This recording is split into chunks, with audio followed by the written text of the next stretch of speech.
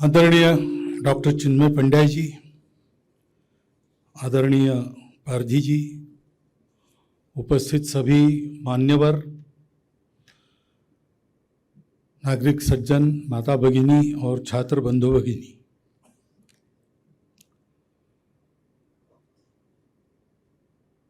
वसुधैव कुटुंबकम इस विषय पर कल भी आपने डॉक्टर साहब को सुना है, नड्डा जी को सुना है।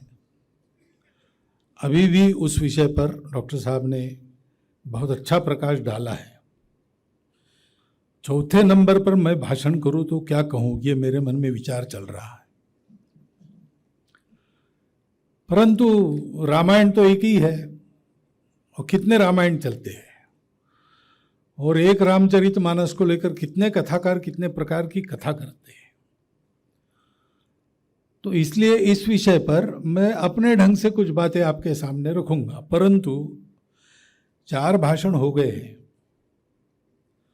तो कुछ पुनरावृत्ति होगी, तो उसके लिए वो मेरा दोष मान के मुझे क्षमा करना।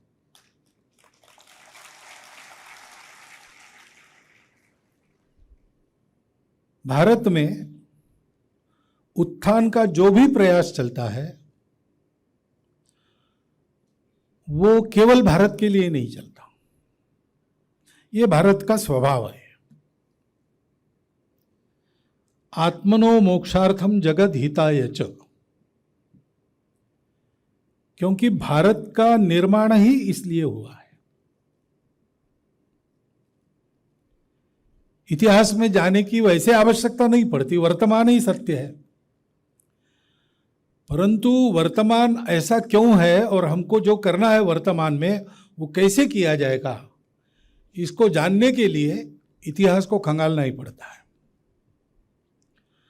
तो पूरे विश्व के इतिहास को हम देखते हैं। अभी वसुधैव कुटुंबकम हम कह रहे हैं, पूरा श्लोक भी डॉक्टर साहब ने बताया। अयम निजः परो वेति गणनाम लघु चेतसाम उदार चरितानाम तु वसुधैव कुटुंबकम। लेकिन प्रश्न ये मन में आता है कि ऐसा उदार चरित बनता कैसे है? ये मेरा, ये तुम्हारा, ये लघु चेतना मनुष्य में कहां से आती है, क्यों आती है? ऐसा जब विचार करते हैं तब ध्यान में आता है कि इसका कारण एक जीवन की अधूरी अनुभूति है। हम सब दुनिया में है, दुनिया को देख रहे हैं, अपने आप को भी देख रहे हैं, तो हमको तो यही दिखता है, आप अलग है, मैं अलग हूं।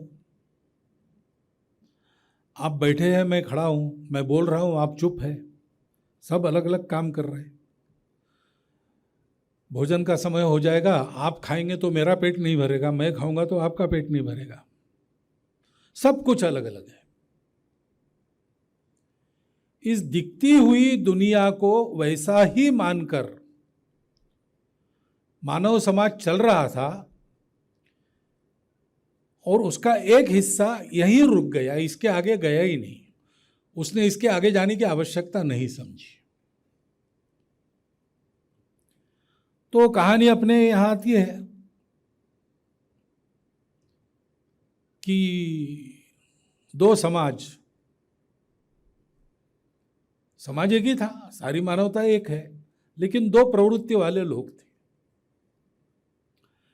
एक जो अपनी सब प्रकार की शक्ति के आधार पर सारी दुनिया पर राज्य करना चाहते थे, हमारे अधीन सब कुछ हो जाए, जो हमारे अधीन रहेगा उसकी हम रक्षा करेंगे, नहीं रहेगा वो हमारी दया पर रहेगा तो रहेगा, जब हमारी मर्जी घूम जाएगी उसको हम नष्ट भी कर सकते हैं। ये अधिकार हमको किसने दिया? ये हमारी शक्ति है। किसी को इस अधिकार को चुनौती देनी है तो शक्ति के बल पर हमको परास्त करके दिखाए। हम सब बातों के ऊपर है। ऐसी प्रवृत्ति वाले मनुष्य रहते ही है। और दूसरे भी पुरुषार्थी तो ऐसे ही थे, लेकिन ये सोचते थे कि भाई अपना मनुष्य का जीवन है, जैसा राजा रांतिदेव ने कहा वैसा वो सोचते थे कि हमारा जीवन केवल यशस्वी होने से फायदा नहीं, उपयोगी भी होना चाहिए। सक्सेसफुलनेस ये महत्व की बात नहीं, मीनिंगफुलनेस ये महत्व की बात है।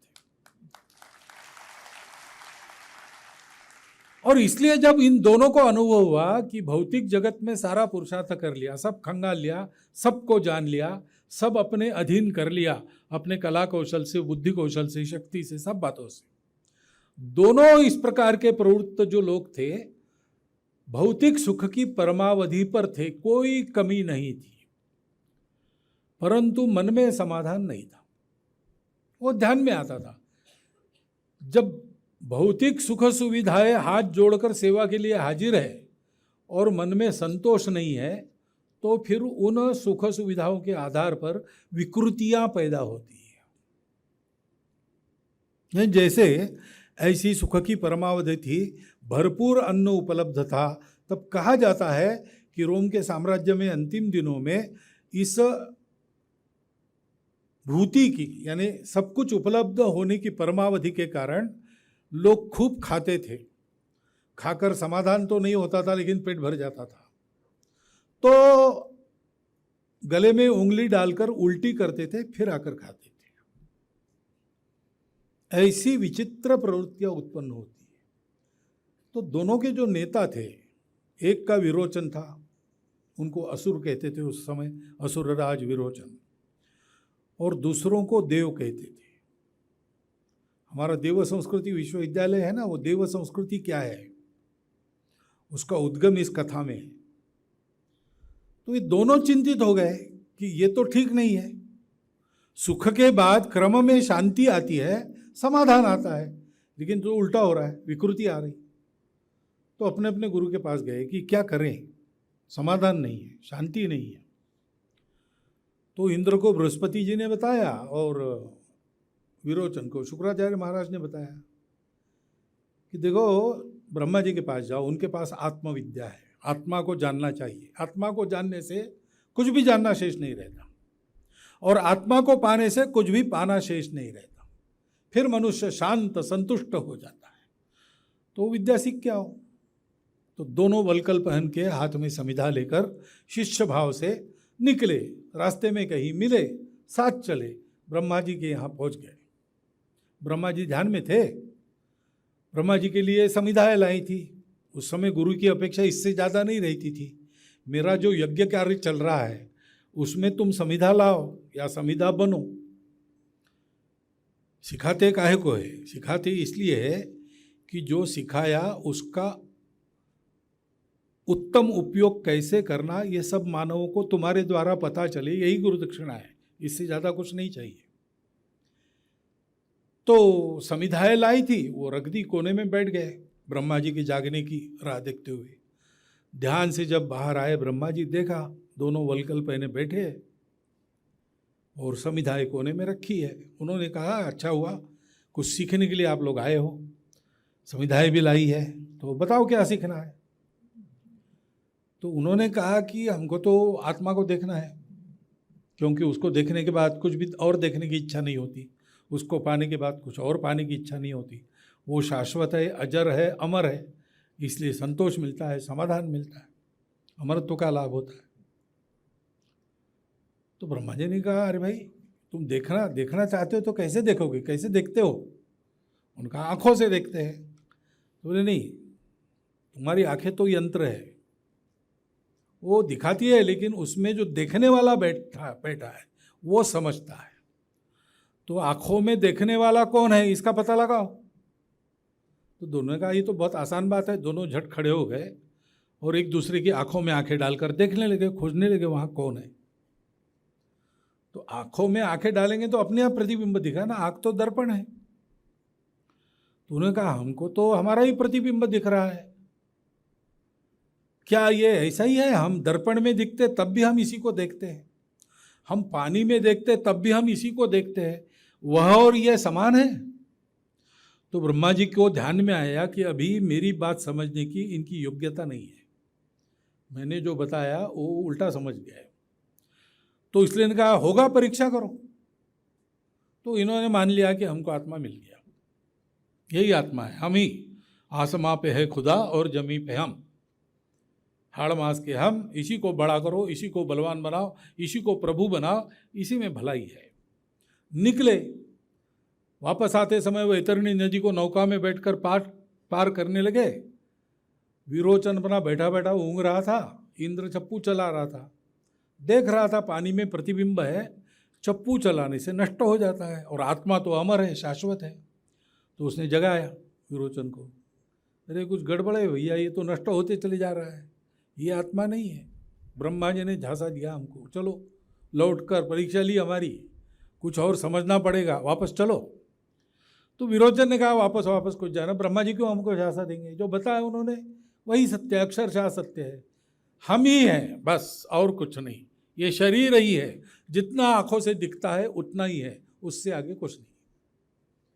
विरोचन वापस नहीं गया, इंद्र वापस गया और 10 प्रकार की पहेलियां बुझाकर अंत में उसने आत्मा को प्राप्त किया। तो इंद्र हम जानते देवों के राजा है। देव संस्कृति इसलिए कहते हैं कि सत्य को हमने पा लिया, और केवल पाया नहीं, हमने अपने पूरे जीवन की रचना उस सत्य के आधार पर की। विरोचन की समझ अधूरी रही, तो अधूरे समझ के आधार पर भी भौतिकता का सुख तो प्राप्त कर ही सकते हैं। रोज की रोटी कमाने के लिए आत्मा की आवश्यकता नहीं है। मनुष्य प्रकृतिगत प्रेरणा से वैसा करता है। मनुष्य क्यों, पशु भी करते हैं। आहार निद्रा भय मैथुनम च सामान्य में तत् पशुभिर नराणाम। ये तो मनुष्य की दुर्बलता है कि उसको ये सीखने के लिए स्कूल कॉलेजों में जाना पड़ता है। कुत्ता बिल्ली कहीं कॉलेजेस में नहीं जाते अपना पेट कैसा भरना है सीखने के लिए, प्रजा कैसे बढ़ाना है सीखने के लिए। उनका जीवन तो ऐसे ही चलता है। प्राकृतिक जो प्रेरणाएं हैं उसके आधार पर वो भौतिक जीवन को जी लेते हैं। तो इस प्रकार जीने वाले भी हैं और रहे। और सामान्यतः महाभारत के काल के समय से उनका विश्व पर प्रभाव होने लगा। तो हम सुनते हैं कि यवनों का सेनापति काल यवन जरासंध का मित्र था और वो भारत में था, यानी उनकी कॉलोनियां भारत में थी। तो उस समय से वो फैलने लगे, धीरे धीरे उनका ही प्रभाव हो गया। पिछले 2000 वर्षों से उनके उस सोच के प्रभाव में दुनिया का सारा जीवन के तंत्र सब चल रहे हैं। उन्होंने जो दिखता है वही सत्य माना, और जो दिखता है वो अधिक दिखे, अधिक अच्छा दिखे, अधिक सूक्ष्म दिखे, ये भी व्यवस्था की। भौतिक वस्तुओं का बहुत ज्ञान प्राप्त किया, हमारे पास भी था, परंतु महाभारत के संहार के बाद धीरे धीरे हम रुक गए। और पिछले 1000 वर्षों में तो आक्रमणों में हमारे समाज जीवन सारे, उसकी सारी व्यवस्थाएं ध्वस्त हो गई और हम रुक गए और वो आगे बढ़ गए। अब हम भी उनके बराबरी में आ रहे। नड्डा जी ने चांद्रयान का उल्लेख किया ही है, अलग से उल्लेख करने की आवश्यकता नहीं, हम सबके मन में उसका आनंद है। कौन सा आनंद है? तो हम दुनिया से पीछे नहीं है, बल्कि हम दुनिया से अब आगे बढ़ गए। दक्षिण ध्रुव पर हम पहली बार गए। विश्व में बढ़ता हुआ आर्थिक सत्ता हमारा देश है, परंतु ये सारा जो भौतिक यश है उसमें हम पीछे अब तो नहीं है और आगे बढ़ेंगे। अब उसमें भी हम नेतृत्व करेंगे।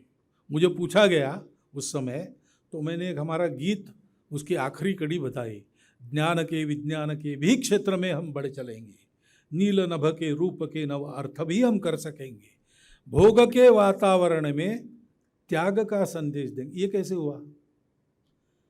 क्योंकि ज्ञान के विज्ञान के क्षेत्र में जो बढ़ गए हैं, नील नभ के रूप के नव अर्थ जिन्होंने प्रचलित किए हैं, प्राप्त किए अपने तपस्या से, उनकी भी तपस्या है, उन्होंने त्याग का संदेश नहीं दिया। दास्य की घन बादलों से उन्होंने सौख्य की वर्षा नहीं की, उल्टा दुनिया को दास बनाने में लगे। जो महाशक्ति बनता है, प्रत्यक्ष या अप्रत्यक्ष, दुनिया पर अपना डंडा चलाने का प्रयास करता है। ऐसा क्यों हुआ? उसका कारण उनके ज्ञान का ये अधूरापन है। उस अधूरेपन के कारण वो सबको अलग मानते हैं। सब अलग है, एक ही दुनिया में सब है, दुनिया के संसाधन है। और उनका अर्थशास्त्र कहता है कि ends are endless and means are limited. जो इच्छाएं हैं, आकांक्षाएं हैं, वो बहुत सारी है और मीन्स जो है वो मर्यादित है। इसलिए स्पर्धा है, स्ट्रगल फॉर एग्जिस्टेंस है। और उसमें कौन जीतेगा? Survival of the fittest. तो अपना उद्देश्य क्या है जीवन का? जीवन का उद्देश्य है जीना, अधिक से अधिक जीना। पशु विचार नहीं करता क्योंकि उसको विचार दिया ही नहीं है, तो वो जब मरना है मर जाता है। उसको क्यों जन्मा मैं मालूम नहीं, मरता क्यों मालूम नहीं। लेकिन मनुष्य विचार करता है, तो वो कहता है कि जीवन बड़ा अच्छा है, भौतिक सुख, वो सुख का उपभोग लेने का सामर्थ्य बढ़ना चाहिए, वो कभी खत्म नहीं होना चाहिए और लंबा समय मिलना चाहिए। बने तो अमर हो जाए तो अच्छा रहेगा। तो इसी का प्रयास करो और जीना है, यही उद्देश्य है, मरना नहीं है। तो सबका उपयोग करो, बाकी सब अलग है। तुम्हारे जीने का सवाल है, बाकी सबके जीने का सवाल नहीं है। तो जिससे बाकी सब मर भी जाए लेकिन तुम जियो, तो तुम वही उपाय करो। तुम ये विचार मत करो बाकी लोगों का क्या होगा, तुमको जीना है क्योंकि तुम ही हो। अब ये तो अनुभव हम सब लेते हैं। हमारे यहाँ भी ये कथा है, हम ही है और कौन है। राजा जनक सोए थे, रात में सपना आया उनको कि उनके राज्य में राज्य क्रांति हो गई। शत्रु ने महारानी को, पुत्र को भगा दिया, जनक को गिरफ्तार कर लिया। दूसरे दिन दरबार में सजा सुनाई कि आज शाम तक इस राज्य की सीमा से तुम बाहर हो जाओ, नहीं तो तुमको मार देंगे। और ढिंडोरा पिटवा दिया कि जनक राजा बाहर जा रहा है, रास्ते में उसकी बिल्कुल मदद नहीं करना। अब बेचारा वो घावों से भरा हुआ शरीर लेकर, थकी हुई सारी स्थिति लेकर दौड़ने लगा सीमा के पास। शाम के सूर्यास्त के पहले बाहर जाओ, नहीं तो मर जाओगे। धूल से भर गया, थकान और बढ़ गई, अशक्तता और आ गई, घाव तो रिश्ते ही रहे। जैसे तैसे सूर्यास्त के बाद पहुंचा सीमा के बाहर, देखता है छोटा सा जंगल, उसको पार किया। सामने एक अन्न छत्र था। रात हो गई थी, थका मांदा पहुंचा वहां। अन्न छत्र के अधिकारी को जाकर कहा कि दूर से आया हूं, थका बहुत हूं, भोजन। उसने कहा, अरे दुर्भागी प्राणी, तुम ऐसे समय पहुंचे जब हमने बर्तन मांजने के लिए भेज दिए। अब मैं कुछ नहीं कर सकता, रसोइये चले गए। तुम अब ऐसा करो, जहाँ बर्तन मांज रहे हो वहाँ जाओ, कुछ बर्तनों में बचा होगा तो देख लो। तो गए तो भात की खुरचन एक बर्तन में थी, उसको खुरच खुरच कर एक अंजुली भर जमा किया। और अब खाना है तो पानी के पास, तो कुएं के पास आ गए बैठने के लिए। उसमें रात को एक चील घूम रही थी, वो भी दिन भर की भूखी थी। उसने आके झपट्टा मार के वो सारा भात इनके हाथ से उठा लिया। अब ये क्या करेंगे? निराशा से, दुख से, वेदना से जोर से चिल्लाए और जग गए। जग गए तो देखते क्या है, गद्दे, तकिया, मसनद सब लगा है, आराम से सो रहे, पंखा जलने वाली दास दासियां हैं, शीतल जल रखा है, सारी सुविधा है। वो दौड़ के आए, सब पूछने के महाराज क्या हुआ, क्यों चिल्लाए? तो जनक अब तत्वज्ञ था, तुरंत विचार में मग्न हो गया कि अभी मैं दुख का अनुभव कर रहा था, वेदना हो रही थी, घाव हुए थे, खून रिस रहा था, थक गया था, भोजन हाथ का चला गया, इसका दुख था, वेदना थी मन में। बिल्कुल सत्य था, मैंने अनुभव कर रहा था। मैं क्या वो सत्य था? और अब मैं देख रहा हूं, क्या ये सत्य है? तो पूछने वाले नौकरों को उसने पूछा, वो सच था कि ये सच? अब वो कुछ समझे नहीं बेचारे। नहीं महाराज क्या हुआ बताइए। नहीं बताओ, वो सत्य था कि ये सत्य? वो घबरा गए। उन्होंने जाके महारानी को बुला के लाया। महारानी ने पूछा, महाराज क्या हुआ? तो वो सच था कि ये सच है? फिर एक एक बारी बारी आने लगे राजा को ठीक करने, और राजा उनको यही प्रश्न करे। तो उसी समय वो बंदी के विवाद का प्रकरण हो गया था। अष्टावक्र जी जीत गए थे। जाने के पहले कुछ दिन रुके थे, तो वो थे, उनको बुला के लाया किसी ने, सबसे विद्वान शास्त्रार्थ जीते हुए, कि राजा को अचानक क्या होगा, पागल हो गए, क्या है? वैद्य कर रहे कि पागलपन का कोई लक्षण नहीं है, ये जिज्ञासा है, लेकिन जिज्ञासा का है पता ही नहीं चलता, आप जरा आइए। तो अष्टावक्र गए, उन्होंने पूछा राजा को, क्या हुआ महाराज?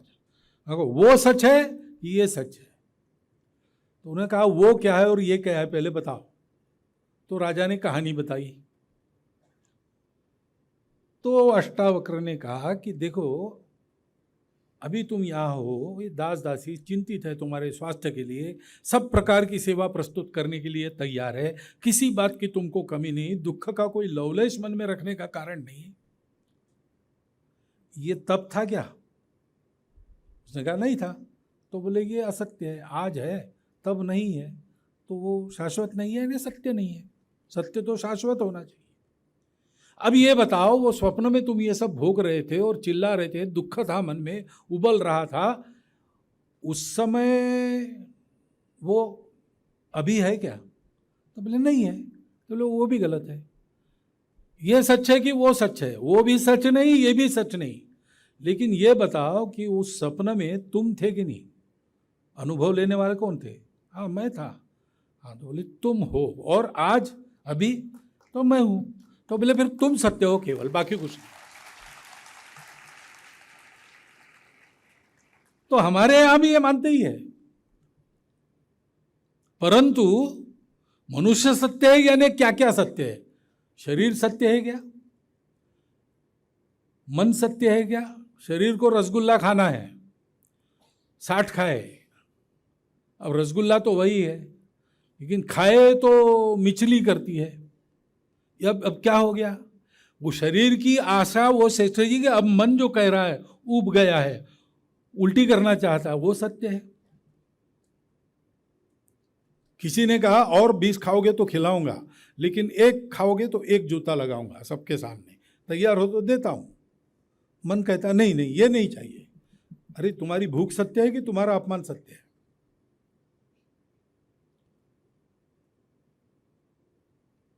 आर्किमिडीज नाम के वैज्ञानिक थे, उनको गुरुत्वाकर्षण का सिद्धांत तब मिल गया, नहा रहे थे तब टब में बैठकर, वो वैसे ही उठ के बाहर आए आनंद में, मिल गया मिल गया, यूरेका यूरेका ऐसा कहने लगे। लोग हंसे, उन्होंने परवाह नहीं की। तो उस आर्किमिडीज का उस समय का शरीर का नंगापन सत्य था कि उसके बुद्धि में जो प्राप्ति का आनंद था वो सत्य था? मनुष्य यानी क्या है ये उन्होंने सोचा नहीं। हमारे यहाँ देव संस्कृति हमारी, ये सोचा गया और हमको वो सत्य मिल गया। वो सत्य क्या है कि दिखता सब अलग अलग है, लेकिन है सब एक। विविधता में एकता की बात नहीं है ना? आप कहेंगे यूनिटी इन डाइवर्सिटी, सब लोग ऐसे ही तालियां बजाएंगे दुनिया की, क्योंकि वो ढूंढ रहे ये सब अलग अलग है, इसमें एकता कहाँ है। और 1000 प्रयास किए नहीं मिली, कृत्रिम आधार तैयार किए एकता के लिए। गुरुदेव जी ने भी कहा है, अभी मैं पढ़ के आया, एक जगह लिखा था कि भाषा, पूजा, संप्रदाय, आर्थिक हित वगैरह, ऐसे सत्ता, ऐसे कृत्रिम आधार अब आने वाले युग में, मनुष्य के उन्नति के युग में, ये कृत्रिम आधार ध्वस्त हो जाएंगे। ये कृत्रिम आधार है कि हमने, भाषा किसने बनाई? भाषा हमने बनाई। अमुक भगवान का रूप, अमुक पूजाई किसने बनाया? हमने बनाया।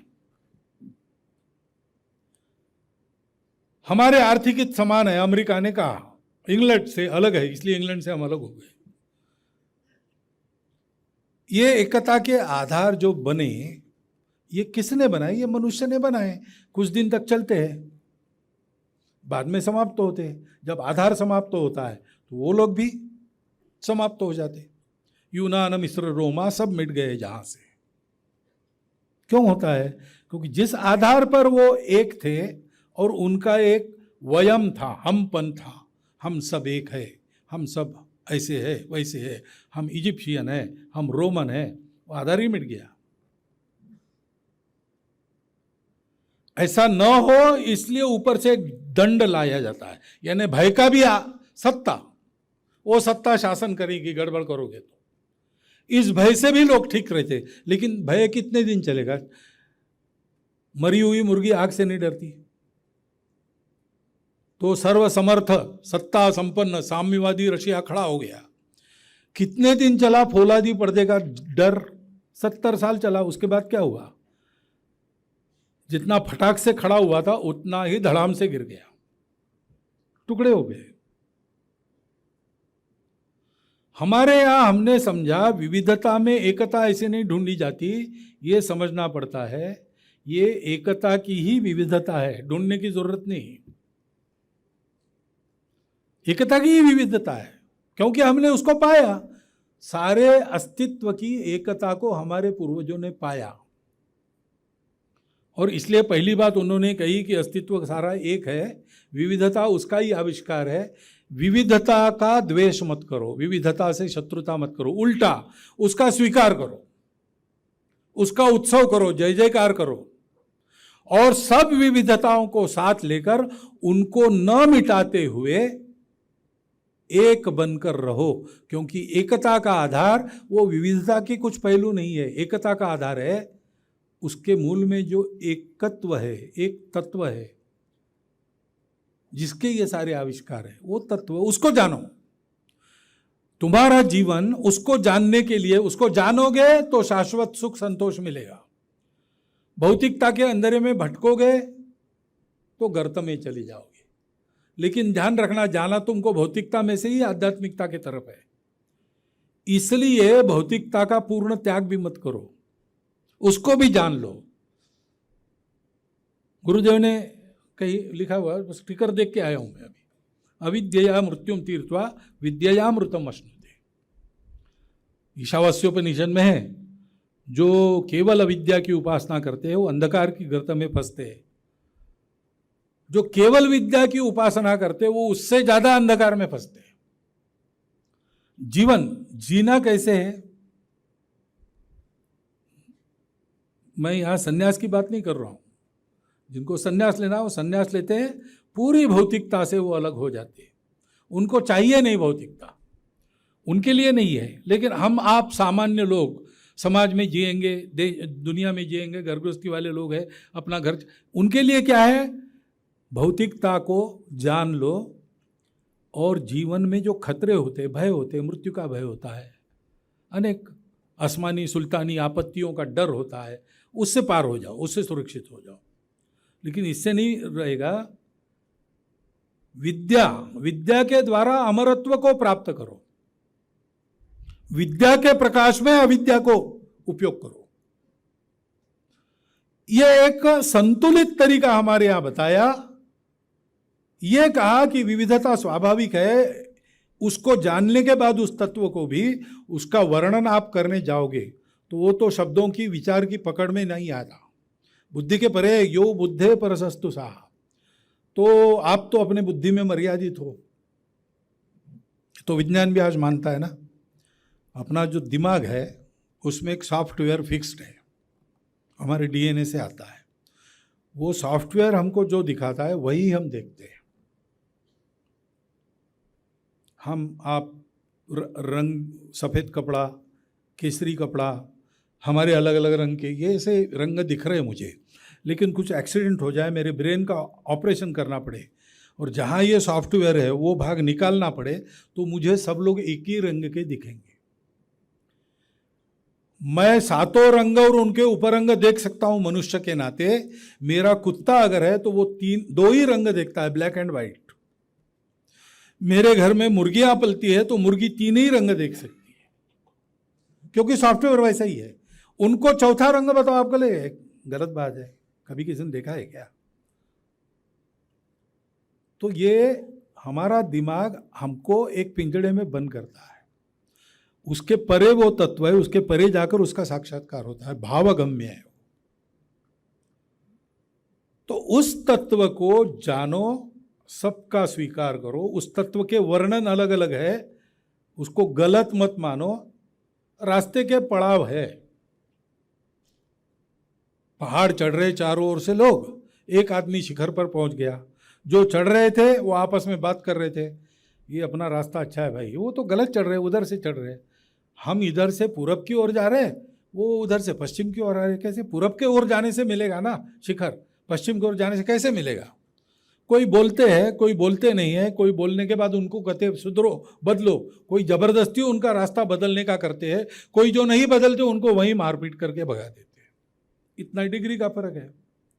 लेकिन जो ऊपर पहुंचा वो देख रहा है ऊपर से कि सब लोग अनेक दिशाओं से चढ़ रहे हैं, वो यहीं पर आने वाले हैं।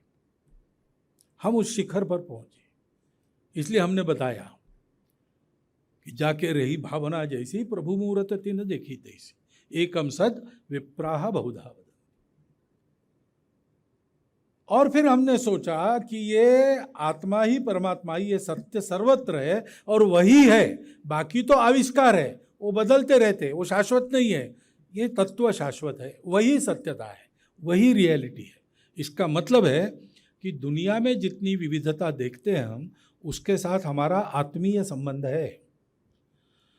तो अगर हमारे घर में कोई अच्छा पदार्थ बना तो आज भी पड़ोसियों से हमारे अच्छे संबंध है, तो हम एक कटोरी में थोड़ा उनके यहाँ भेज देते हैं। We share it, we share it. अयम निज परो वेति, ऐसा विचार वहां नहीं करते, क्योंकि अब ये लघु चेतना नहीं रही, ये तो एक विशाल तत्व के आविष्कार में अपने अहंकार को भुलाकर यह विश्व ही मेरा घर है, यह सब चराचर मैं ही हूं, ये तत्व मिलने से वो पूर्ण हो जाता है ज्ञान मनुष्य का। ये तत्व में न मिलने से वो ज्ञान अधूरा रह जाता है। ये तत्व हमको मिला और हमारे पूर्वजों ने सोचा कि अगर ऐसा है तो ये महत्वपूर्ण ज्ञान है, सब प्रकार का सुख देने वाला है, व्यावहारिक सुख भी देने वाला है, भौतिक सुख में भी चलने की राह आसान बनाने वाला है।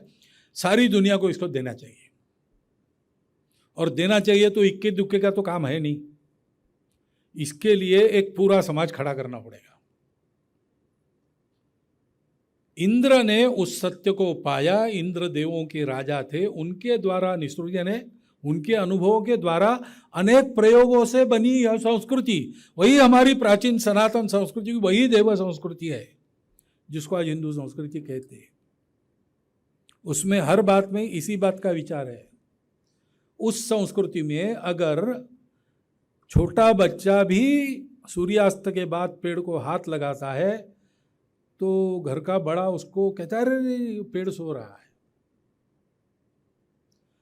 पेड़ सोता है, पेड़ जगता भी है, पेड़ को अच्छा लगता है, खराब लगता है, ये दुनिया को, इतने प्रगत दुनिया को किसने बताया? उस समय जो पददलित गुलाम और दकियानुसी माना जाने वाला देश था भारत, उसके एक शास्त्रज्ञ थे जगदीश चंद्र बसु, उन्होंने दुनिया को बताया।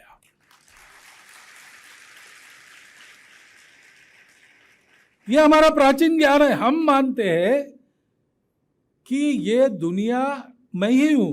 ज्ञानेश्वर महाराज हो गए, उनकी मराठी में एक ओवी है, हे विश्वची माझे घर, ऐशी जयाची मती स्थिर, किंबहुना चराचर आपणची झाला। ये विश्व ही मेरा घर है, ऐसी बुद्धि में स्थिर हो गया है। अब उसमें कोई शंका वगैरह नहीं, ऐसा ही देखता है, ऐसे ही बोलता है, ऐसे ही सोचता है, ऐसे ही करता है। सारा चराचर वो स्वयं ही हो गया। ये बात हमारी है, और इसलिए यूनान मिस्र रोमा सब मिट गए जहां से। कुछ बात है कि हस्ती मिटती नहीं हमारी, क्योंकि हम इस तत्व पर खड़े हैं।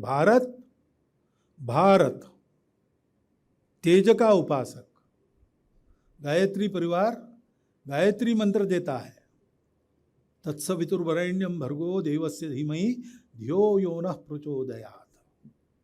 ये क्या उपासना है? ये तेज की उपासना है। तमसोमा ज्योतिर्गमय, मृत्योर्मा अमृतम गमय, असतोमा सद्गमय।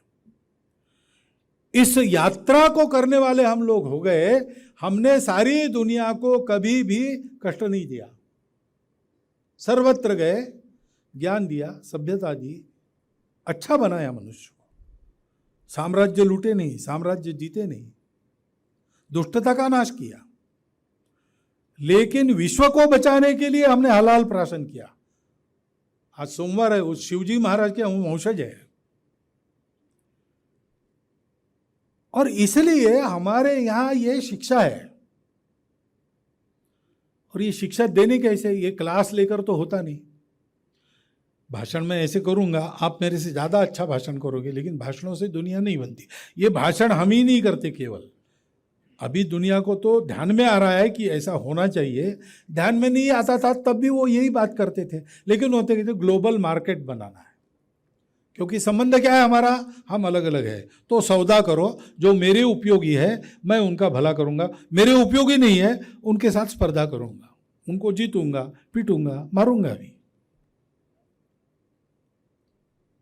और इसलिए 2000 साल से उन्होंने भी प्रयोग किए, सारी दुनिया में शांति हो, कलह मिट जाए, मिलकर चले प्रगति के लिए, लेकिन उनको यश नहीं मिला। और आज तो प्रामाणिकता पर ही प्रश्न चिन्ह खड़ा है उनके। सब लोग एक तत्वज्ञान देते हैं, अब एक तत्वज्ञान ऐसा दिया गया, पूर्णतः जड़वादी उपभोगवादी तत्वज्ञान, और कहा कि बस दो ही है, जिनके पास है, जिनके पास नहीं है। नहीं हो को बहुत चूसा गया, अब उनको उठना चाहिए और अपना राज स्थापन करना चाहिए। ये होने के बाद सब सुखी होंगे, सबको अपनी आवश्यकता के अनुसार मिलेगा, सबका परिश्रम उनकी शक्ति के अनुसार लिया जाएगा, और राज्यवादी की कोई ज़रूरत नहीं रहेगी। लेकिन क्या हुआ? ऐसा नहीं हुआ। दुनिया को एक राज्य बनाने वाले स्वयं अनेक राज्यों में विभक्त हो गए। अब एक ही अपने आप को नाम के लिए वैसा कहने वाला बचा है, उसका भी क्या होगा कि बता नहीं सकते। लेकिन उनकी ये गति हुई क्योंकि उन्होंने ये आधार लिया नहीं जो सत्य आधार है। हमने ये आधार लिया, इसलिए हमारे यहां बीच में भी कहते हैं न दंड्यो या न राज्यम नैव राजासीत, न दंड्यो न च दांडी कहा, धर्मेणैव प्रजा सर्वे रक्षन्ति स्म परस्परम। ये धर्म क्या है? फिर से, धर्म केवल पूजा घर नहीं है, धर्म केवल भोजन गृह नहीं है। हमारी एक गलती ये हो गई, पिछले 1000 वर्षों में हमने अपने धर्म को पूजा घर और भोजन घर में बंदिस्त कर लिया। धर्म का स्पष्ट वर्णन हमारी परंपरा में है। धर्म के 4 पैर है, सत्य, करुणा, शुचिता, तपस। जिसको भी आप धर्म मानते हो वो इनकी चौखट में बैठना चाहिए। इसके बाहर है तो वो अधर्म है। चाहे आप परंपरा से करते आ रहे हो, आप परंपरा से मानते हो छुआछूत, ठीक है, लेकिन वो अधर्म है, उसमें करुणा नहीं है, सत्य से भी प्रताड़ना है।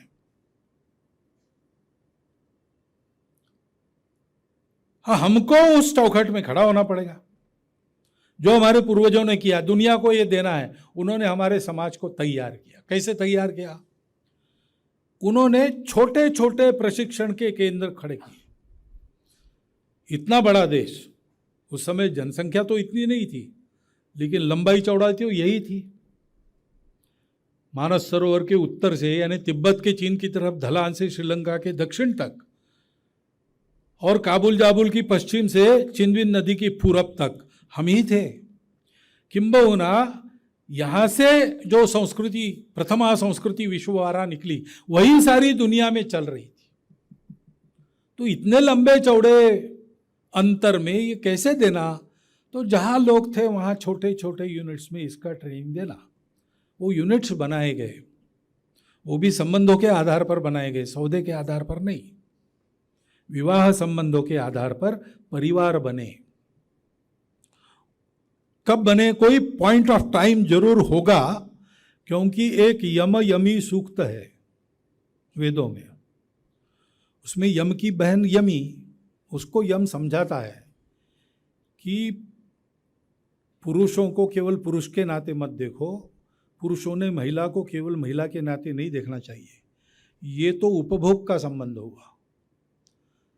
कोई भाई होता है, कोई पिता होता है, कोई पुत्र होता है, कोई भगिनी होती है, कोई सास होती है, कोई बहू होती है, कोई पुत्री होती है। तो ये संबंध है, संबंधों के आधार पर संयम है, संयम के आधार पर जीना है, स्वार्थ के लिए नहीं जीना है।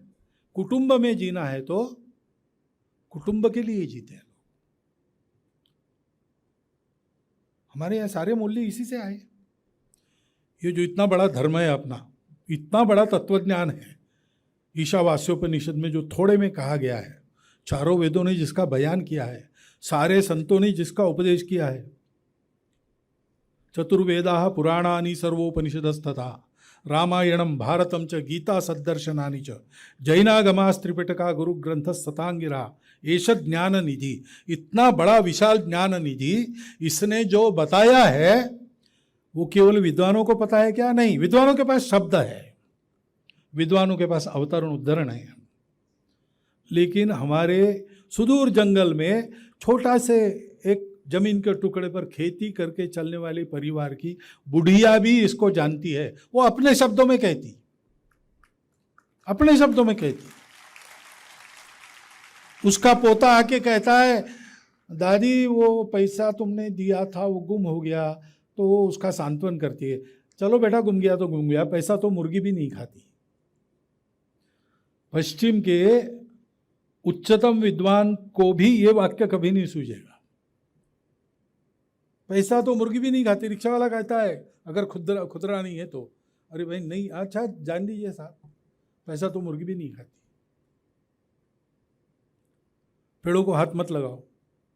कितनी ऐसी बातें, घर के सामने मांगने वाला आ गया, उसको देना है, खाली हाथ नहीं भेजना है, और जो देना है घर के बच्चों से देना है, ताकि वो समझे मेरे घर में जो भरा है वो केवल हमारे घर वालों के लिए नहीं है। कोई भी आता है, वो परिचित भी नहीं है, वास्तव में उसको चाहिए कि एक लोट ये चावल एक एक कटोरी जमा करके बाद में बेचेगा बाजार में, मुझे नहीं पता, लेकिन उसको देना है, क्योंकि ये हमारा नहीं है।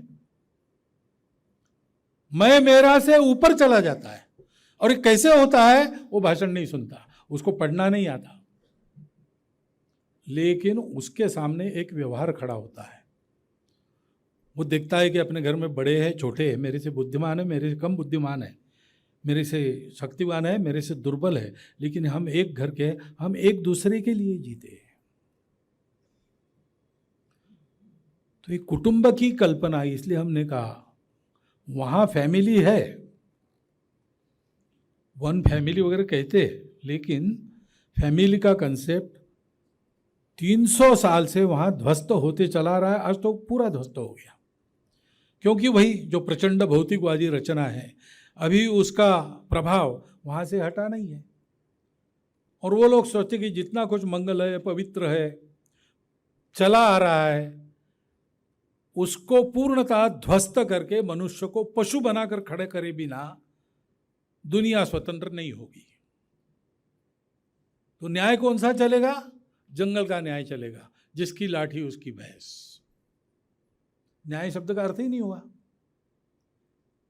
न्याय तब होता है जब सत्य, करुणा, शुचिता, तपस वाला धर्म वो चलता है। ये सब धर्म है, कुटुंब अपना धर्म पर चलता है। उसमें ये संस्कारों के कारण, संस्कृति के कारण हम मानते हैं अपना कर्तव्य है।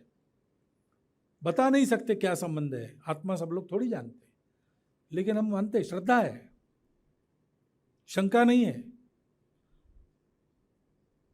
आप लोगों ने जो बताया है, जो हमारा हित चाहते हैं और जिनको कोई अपना स्वार्थ नहीं, उन्होंने बताया है, वो मानना है, उसको करके देखना है। इस प्रकार व्यवहार जो होता है वो व्यवहार दुनिया को एक घर बनाता है, एक कुटुंब बनाता है। अब हमको ये दुनिया को देना है, भारत का उत्थान उसी के लिए है। गुरुदेव ने भी घोषित किया है, योगी अरविंद ने भी अपने भाषण में कहा है, भारत इसी के लिए उठेगा। वसुधैव कुटुंबकम कैसे होगा? धर्मेणैव प्रजा सर्वे रक्षन्ति स्म परस्परम। वो धर्म तुम्हारी पूजा नहीं है, तुम्हारा खानपान नहीं है, तुम्हारा रंग नहीं है, तुम समाज में किस दर्जे के हो, कितना कमाते हो, ये भी कोई प्रश्न नहीं है।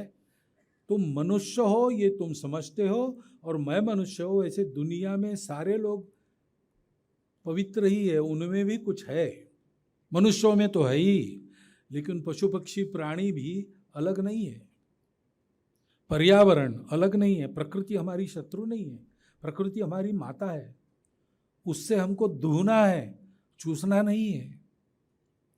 हमारी प्रार्थना है, अभी रुद्राभिषेक के बाद प्रार्थना की हमने, तो उसका अगला भाग जो वहाँ नहीं कहा गया, काले वर्षतु पर्जन्यः पृथ्वीं सस्यशालिनी देशो अयम क्षोभरहितो ब्राह्मणा सन्तु निर्भया अपुत्रा पुत्रिणः सन्तु पौत्रिणः अधना सधना सन्तु सर्वे सन्तु निरामया। ये हमारी प्रार्थना होती है। वहाँ की आकांक्षा क्या है जो प्रचलित है, उसमें आकांक्षा है maximum good of maximum people. हमारे यहाँ आकांक्षा क्या है? मैक्सिमम नहीं, सर्वे। और सर्वे में सब आते, देवहोश शांति, अंतरिक्ष शांति से लेकर शांति रेव शांति तक, क्योंकि इन सब में हम हैं, इन सब में पवित्रता है, ये सब मेरे संबंधी है, मुझे इनके लिए जीना है, मैं इनसे लेता हूं, मुझे वापस करना है। भगवत गीता में भगवान ने साफ साफ कहा है कि ये चक्र है, उस चक्र में मैंने ऐसा किया है कि तुम देवताओं को देते हो, देवता तुमको देते हैं, परस्परम भावयंतम, तुम्हारा एक कारोबार चलता है। जो ऐसा नहीं करता, ये एवं प्रवर्तितम चक्रम नानुवर्तयति हमें, उसका क्या होता है? वो नष्ट होता है। ऐसा करने वाला पापी है जो खुद खाता है। यो न दताति भुंक्ते, बिना दिए जो भोगता है, तो उसको अघायुर इंद्रियाम राम, इंद्रियों में रमने वाला अघायु यानी पापी कहा है। ये हमारी दृष्टि संस्कारों से कुटुंब में बनते हैं, इसलिए बहुत सोच समझकर शब्दों का उपयोग अपने पूर्वज करते थे। वसुधा, वसुओं को धारण करने वाली, वसु देवताएं हैं सृष्टि के विविध प्रकार के रूपों की, उनको धारण करने वाली यह पृथ्वी एक कुटुंब है, ऐसा उन्होंने कहा। यानी चित्र कैसा है कि सारे विश्व में यह व्यवहार बिल्कुल बचपन से छोटे छोटे यूनिट्स तक सिखाया जाएगा और लोग आपस में ऐसा व्यवहार करेंगे। ये न होने के कारण आज की सारी समस्या है, मैं विस्तृत इसमें जाता नहीं हूं। ये हमको करना है तो करने से पहले हमको करना पड़ेगा। हम सौभाग्यशाली है, गायत्री परिवार के संपर्क में आए, मैं संघ में जाता हूँ, ये सारे अपने जो अनेक प्रकार के संप्रदाय संगठन अपने देश में हैं और संस्थाएं भी है, अनेक व्यक्ति भी है, वो इन बातों को जानते हैं, इसलिए उनके संगति से कुछ न कुछ अपना जीवन भी वैसा हो जाता है। लेकिन 142 करोड़ लोग ऐसे होने चाहिए, सारी दुनिया को अगर सिखाना है।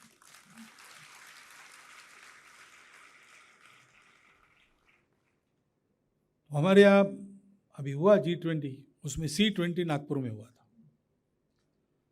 तो नागपुर में अमृतानंदमयी माता जी अध्यक्षता कर रही थी, कैलाश सत्यार्थी जी आए थे।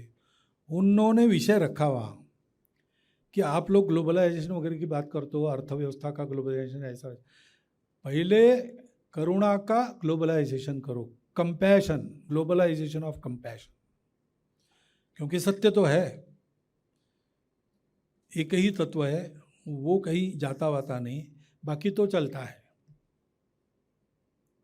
मरते मिटते हैं फिर से उपजते हैं, मरते मिटते हैं फिर से उपजते हैं, इसलिए उसका शोक मत करो। लेकिन ये तो पत्थर दिल की बात हो गई ना। ठीक है, मेरा मैं नहीं करूंगा, लेकिन दूसरे को किसी को हो रहा है तो मैं दुख निवारण का प्रयास करूंगा कि नहीं। इसलिए राजा रंतिदेव ने कहा कि मुझे वो मोक्षोक्ष नहीं चाहिए, इसकी व्यवस्था चाहिए, वो मैं करूंगा। तथागत ने कहा कि बहुत पचड़े में मत पड़ो तत्व ज्ञान के, तुम कैसे दुख मुक्त होंगे इसका विचार करो, वो साधना करो और अन्य लोगों के दुख दूर करो। तो ये हमने लिया है, उसके अनुसार हमको करना पड़ेगा, हमको पहले तैयार होना पड़ेगा और इस दुख निवारण के तरफ जाना पड़ेगा। उसका आधार करुणा है, करुणा यानी अपनापन है, नहीं तो करुणा रहती ही नहीं। प्रेम है, करुणा है, ये सारे एक ही गुण संपदा के अनेक पहलू हैं। उसके आधार पर हमको अपने समाज को पहले तैयार करना पड़ेगा। तो हमारे बोलने के पीछे एक जीवन खड़ा हो जाएगा, उस जीवन को देख के लोग बदलेंगे। एतद्देश प्रसूतस्य सकाशादग्र जन्मना स्वम स्वम चरित्रम शिक्षेरन पृथिव्याम सर्वमानव। भाषण से नहीं होगा, सम्मेलन कर लिए उससे नहीं होगा, चार काम इधर उधर कार्यक्रम कर लिए उससे नहीं होगा। तो हम सबको मिलके 142 करोड़ के देश को इस जीवन में खड़ा करना पड़ेगा, तब वो तो विश्वगुरु कहलाएगा ही, लेकिन ये दुनिया भी एक नई सुखी सुंदर दुनिया बनेगी उसके संपर्क से। ऐसा ही भारत खड़ा होने के लिए उसका उत्थान हो रहा है।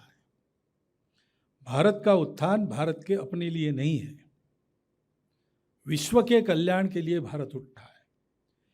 ये जो सबको संतुलन देने वाला, सबका एक साथ हित साधने वाला, शरीर मन बुद्धि आत्मा सबकी उन्नति एक साथ कराने वाला, सबको जोड़कर भी सबकी पहचाने न मिटाने वाला जो धर्म है, धर्म तत्व है। ये धर्म वो धर्म ऐसा कहते लोग, लेकिन वो एक भ्रम है। एक ही धर्म है, जिन नियमों के आधार पर चलता है, बिखरता नहीं, टूटता नहीं, ऊपर उठता है, वो धर्म है। स्वभाव को भी धर्म कहते, कर्तव्यों को भी धर्म कहते, जिसके आधार पर धारणा होती है वो धर्म है। वो धर्म दुनिया को देने वाला भारत, ये हमको खड़ा करना है। वसुधैव कुटुंबकम, इस एक महावाक्य में इतने सारे अर्थ है, उनको हम समझे और अपने अपने कृति में हम स्वयं प्रवण होकर संपूर्ण समाज को इस उद्यम को लगाइए, क्योंकि भारत के अमर जीवित्व का यही प्रयोजन है। धन्यवाद।